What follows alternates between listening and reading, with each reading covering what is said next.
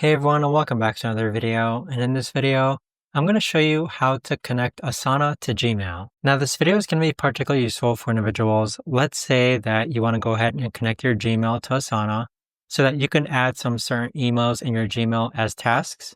How do you actually go ahead and connect both of them together? Now, this video is going to be short, sweet, and simple, guys. There's not going to be a lot of steps involved. Now, in order to do this, what you're first going to do is log on to Asana. Next, click on your profile icon on the upper right hand corner. And then from here, you're going to click on settings. Now, once you click on settings, you want to go and click on apps. And then from here, you want to scroll down to where it says Gmail add-on and then click on connect. Once you connect, this is going to prompt you to link your Gmail to Asana. But there you have it, guys. That right there is the best and easiest way that I know of to actually go ahead and connect Gmail with Asana. If you guys know of a better or easier way to actually do this, let me know in the comments down below. I would love to know. Thanks so much for watching, everyone, and I'll see you guys all in the next video.